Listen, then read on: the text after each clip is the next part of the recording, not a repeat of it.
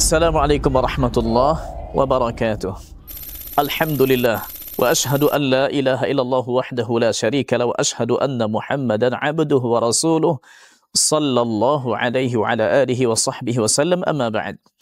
Kaya dunia, kaya akhirat. Ini yang kita inginkan. Menjadi sosok baru seperti Uthman bin Affan radhiyallahu anhu, di mana setiap kali orang datang ke Madinah, setiap kali orang salat di lokasi Masjid Nabawi, maka masih mengalir pahalanya kepada beliau. Ya, inilah yang Allah sebut dalam Al-Quran di surat An-Nahl, ma indakum yanfad wa ma indallahi baq.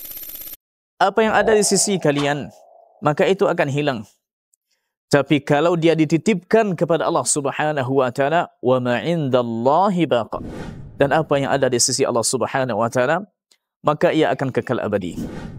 Mari kita kekalkan harta kita dengan menitipkannya kepada Allah Subhanahu wa taala yang tidak akan pernah sia-sia titipannya. Subhanallah, alhamdulillah, segala puji bagi Allah Subhanahu wa taala. Kita sekarang di Pondok Pesantren Ashabul Quran, khusus untuk banin, untuk putra. Alhamdulillah, kita terus berusaha untuk melanjutkan pembangunan. Sekarang kita berada di depan masjid atau surau Akur, tempat anak-anak kita berhalaqah Al-Quran dan juga melakukan salat 5 waktu. Dan insyaAllah ta'ala ini akan kita tetap lanjutkan, khususnya untuk menyelesaikan tingkat yang pertama, dan nanti akan kita sambung ke yang kedua insyaAllah ta'ala. Kemudian kalau kita tengok di bagian asrama, maka untuk tahun ini, tahun ajaran ini, kita butuh insyaAllah ta'ala untuk menyelesaikan asrama untuk santri baru kita yang akan masuk insyaAllah ta'ala tahun ajaran yang akan datang. Sekarang kita pindah ke lokasi di Pondok Pesantren Putri Ashabul Quran. Maka kita membutuhkan untuk membangun satu ruangan, satu unit ruangan belajar yang berisi kurang lebih 6 kelas tempat anak-anak kita belajar membaca Quran, halaqah Quran dan ulum syar'i. Di samping itu juga kita perlu untuk melanjutkan pembangunan gedung yang terbengkalai dengan menyelesaikan tonggak-tonggaknya dan kelanjutan pembangunan selanjutnya.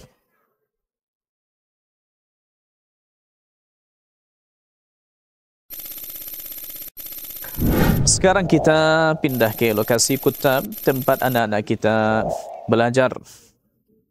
Ini pendidikan setingkat dengan SD, di mana anak-anak kita di sini menghafal Quran dan juga belajar ulum syar'i.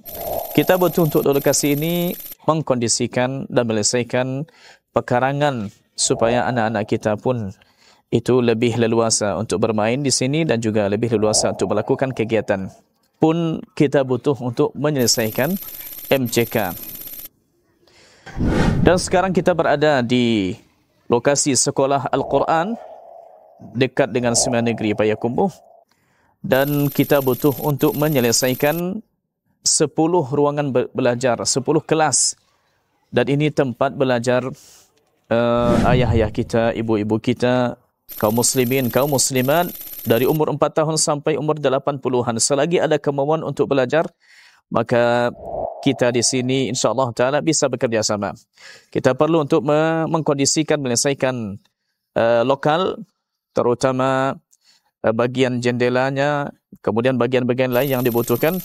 Maka kaum muslimin, jamaah yang Allah muliakan, ini kesempatan besar bagi kita, khususnya di bulan Ramadan, untuk bisa bersaham, menitipkan harta kita di catatan Allah Subhanahu wa taala, sehingga insyaallah taala kita tetap hidup meskipun kita sudah mati.